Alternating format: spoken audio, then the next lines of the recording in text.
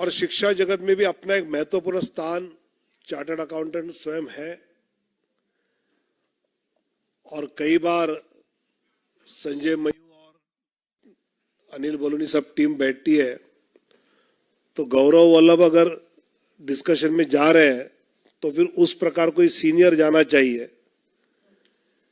ऐसी चर्चा उनके कमरे में मैंने सुनी है और ऐसे गौरव जी का आज पार्टी ज्वाइनिंग हो रहा है, मैं उनका स्वागत करता हूं। साथ ही बिहार कांग्रेस अपना अस्तित्व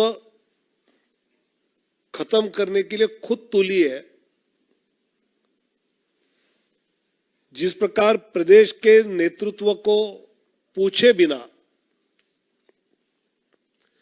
बिहार के कांग्रेस पार्टी पर कुछ निर्णय थोपे जा रहे हैं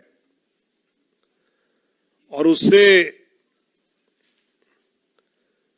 वहां के नेता काफी दुखी है। अनिल शर्मा जी जो कांग्रेस कमेटी के बिहार के अध्यक्ष रहे हैं और उनके छात्र जीवन में छात्र संघ के अध्यक्ष तो रहे, लेकिन एक छात्र नेता के नाते, एक जुझारू नेता के नाते उनका परिचय रहा। वो भी आज भारतीय जनता पार्टी से जुड़े हैं, उनका भी मैं स्वागत करता हूं। और उपेंद्र प्रसाद जी जो महागठबंधन के केवल प्रत्याशी नहीं तो एक उस बिहार के इलाके में एक शक्ति रही। आज उपेंद्र जी भी भारतीय जनता पार्टी में आदरणीय नरेंद्र मोदी जी के नेतृत्व में विकसित भारत की संकल्पना को मजबूत करने के लिए जुड़ चुके हैं। इन तीनों का मैं स्वागत करता हूं और इन तीनों के आने से मैं मानता हूं कि गौरव जी है, अनिल जी है, उपेंद्र जी है, इन तीनों के पार्टी प्रवेश से पार्टी को तो बल मिलेगा, लेकिन उनकी क्षमताओं का उपयोग करते हुए हम जो विकसित भारत की संकल्पना लेकर चल रहे हैं उस पर और गति से चल पाएंगे, ये मुझे विश्वास है। धन्यवाद। मेरा निवेदन होगा माननीय गौरव वल्लभ जी से कि आपको संबोधित करें।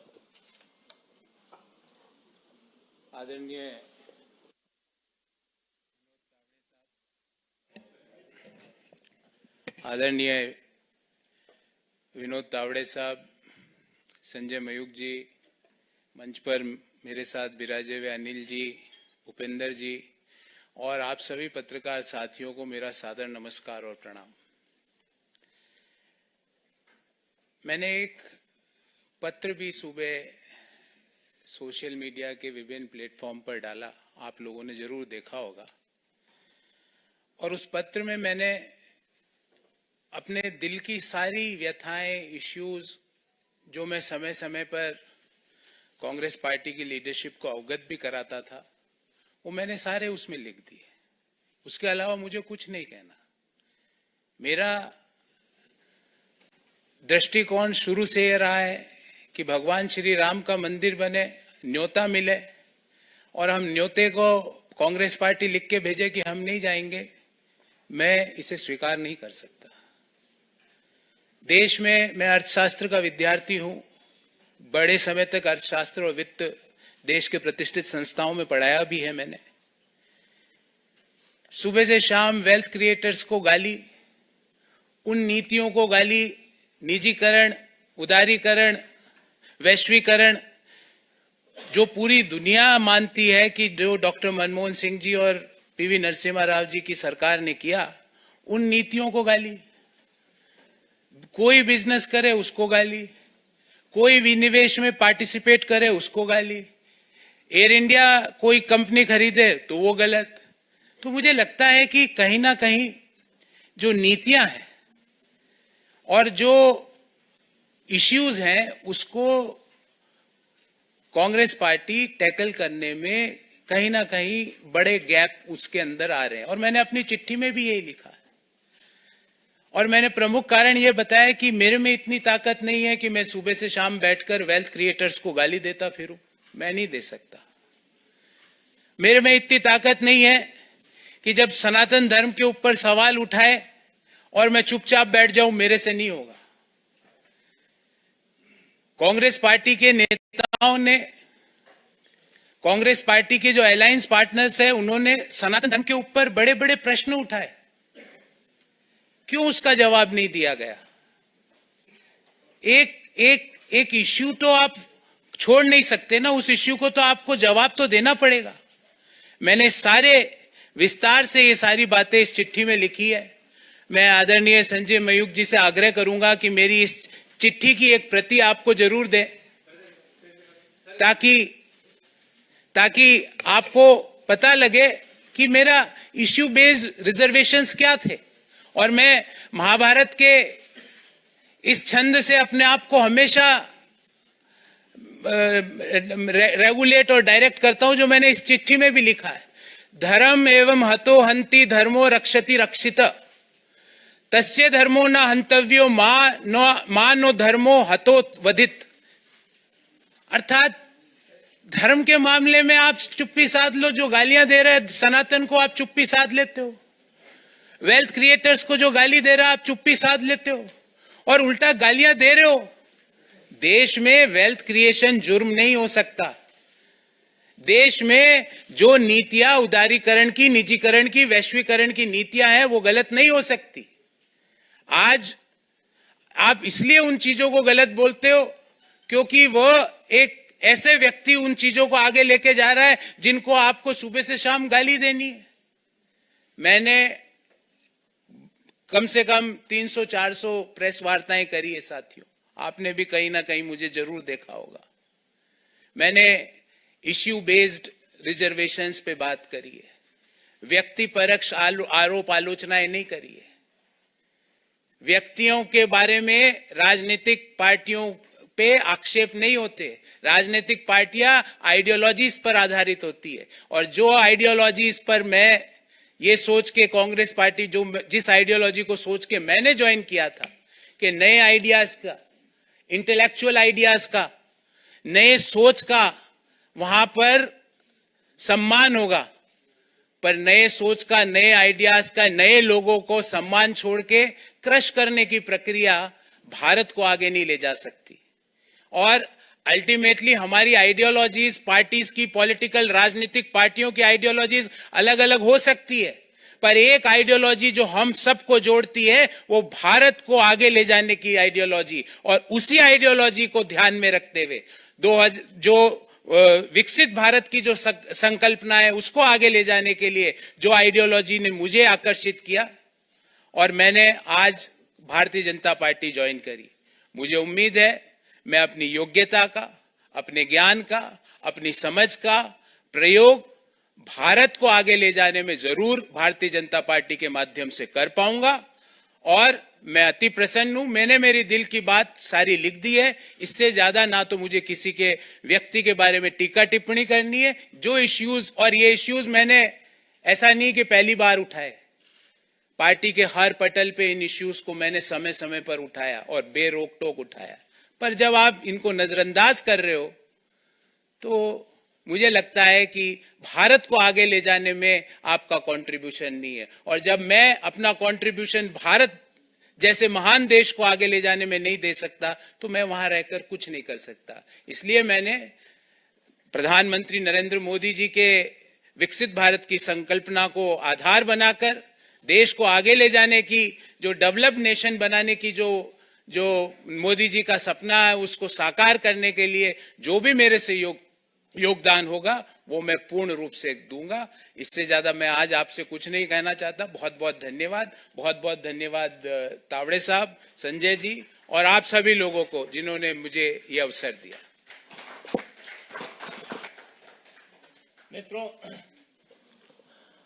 मित्रों, सौभाग्यशाली हूं कि पटना विश्वविद्यालय का छात्र हूं और पटना विश्वविद्यालय के 2 छात्र नेता, वरिष्ठ छात्र नेता ने आज पार्टी की सदस्यता ग्रहण की है।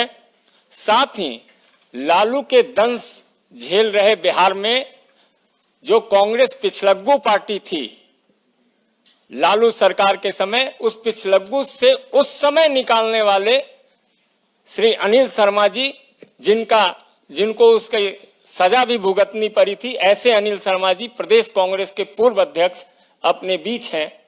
मेरा आग्रह होगा माननीय अनिल शर्मा जी से आपको संबोधित करें। आदरणीय विनोद तावरे जी, संजय मयूख जी, हमारे साथी गौरव बल्लभ जी, हमारे विश्वविद्यालय दिनों के साथी भाई उपेंद्र जी, उपस्थित सभी सम्मानित पत्रकार बंधुओं, आप सबको नमस्कार। मैंने 4 दिन पहले ही पार्टी से इस्तीफा किया है और उसमें भी मैंने बातों को उठाया था कि आखिर कांग्रेस छोड़ने का क्या कारण मेरा रहा है। मेरा साफ आरोप है कि सचमुच ऐतिहासिक कांग्रेस जैसी पार्टी सांप्रदायिकता की मानसिकता रखने वाले नेताओं के गिरफ्त में फंस गई है। वर्तमान अध्यक्ष भी सांप्रदायिक नजरिया रखते हैं और पूर्व अध्यक्ष, वर्तमान अध्यक्ष का मेरा मतलब है माननीय मल्लिकार्जुन खड़गे जी, और पूर्व अध्यक्ष से मेरा मतलब है आदरणीय सोनिया गांधी जी। ये दोनों के दोनों लोग सेकुलरिज्म की बात करते हैं, दूसरे पर कम्युनल होने का आरोप लगाते हैं, लेकिन ये दोनों के दोनों लोग सांप्रदायिक नजरिया रखते हैं। मोस्ट कॉमनल आइडिया जिनका है, सोच है, और उसका प्रमाण के साथ मैं कहना चाहता हूं। पूर्व अध्यक्ष आदरणीय सोनिया जी एक तरफ तो राम मंदिर की प्राण प्रतिष्ठा का निमंत्रण ठुकराती हैं, मगर वही सोनिया गांधी जी जब इटली में, रोम में मदर टेरेसा का सेंटहुड का कार्यक्रम आयोजित होता है, तो कांग्रेस के 2 वरिष्ठ क्रिश्चियन नेताओं को रिप्रेजेंटेटिव के रूप में भेजती है। और दूसरी तरफ आदरणीय खड़गे जी, इनका बायसनेस धर्म विशेष के रूप में के प्रति तो आप लोगों ने भी देखा होगा। मैं 1 सेकंड के लिए आपको सुना देना चाहता हूं।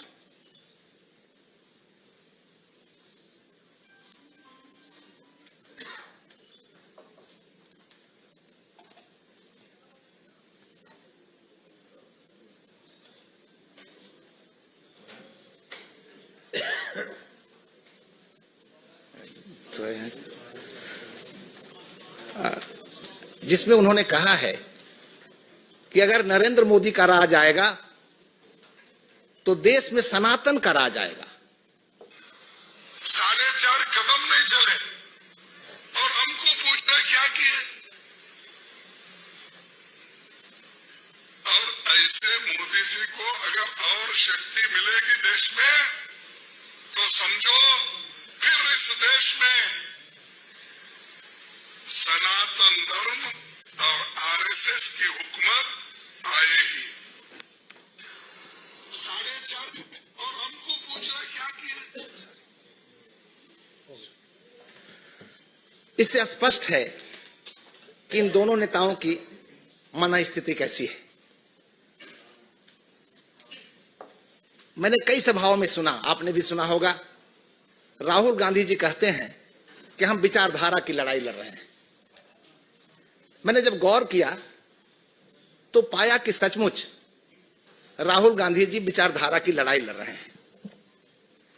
और मेरी समझ से सचमुच इस देश में 2 तरह की विचारधारा की लड़ाई चल रही है। एक विचारधारा सनातन को मिटाने की विचारधारा है और दूसरी विचारधारा सनातन को बचाने की विचारधारा है। राहुल गांधी, कांग्रेस और ये तमाम लोग सनातन को मिटाने की विचारधारा को आगे बढ़ा रहे हैं। और निश्चित रूप से मुझे कहने में गुरेज नहीं कि भारतीय जनता पार्टी भारत की अस्मिता, भारत की संस्कृति को बचाने के लिए साथ साथ देश की सेवा के साथ साथ सनातन को ही बचाने की विचारधारा पर काम कर रही है। मैं इस बात को मानता हूं कि भारत की आत्मा सनातन है। जिस तरह से शरीर से आत्मा निकल जाती है तो मानव शरीर निर्जीव हो जाता है, उसी तरह से दुर्भाग्य से कहीं भारत से सनातन का खात्मा हो गया तो भारत भी एक मृतप्राय देश जैसा रह जाएगा। और इसीलिए जब मैंने पार्टी से इस्तीफा किया तो मेरे सामने सवाल था कि क्या मुझे सनातन विरोधियों का साथ देना है या सनातन बचाने की जो लड़ाई लड़ रही ताकतें हैं उनका साथ देना है। और इसीलिए मैंने तय किया कि मुझे देश की सेवा के साथ साथ, समाज की सेवा के साथ साथ सनातन की भी रक्षा करनी है, सनातन की भी सेवा करनी है। और इसलिए मैं भारतीय जनता पार्टी में शामिल होने का फैसला किया है। मैं एक सनातनी हूं, जनेऊधारी सनातनी हूं। वैसा जनेऊधारी नहीं जो अपने कपड़े के ऊपर से जनेऊ पहनता हो। हमारे पास तो बाजाबता यज्ञोपवीत संस्कार के साथ मिला हुआ यज्ञोपवीत है। मगर आज देश में एक बड़े समुदाय को गुमराह करने के लिए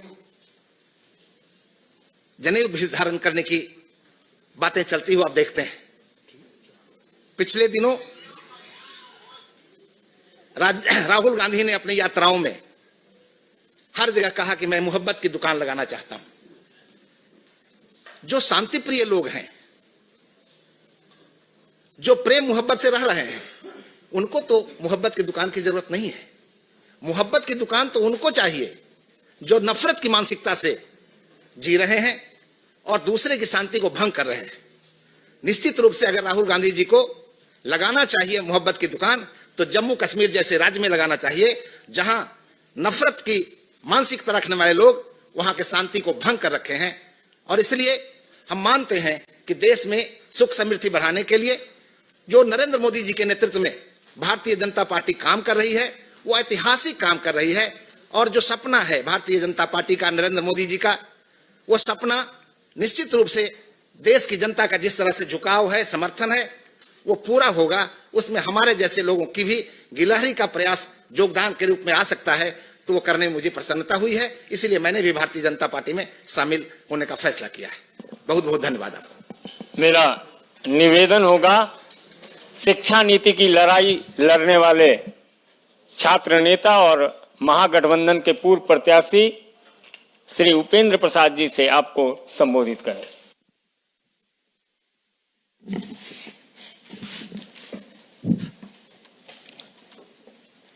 परम आदरणीय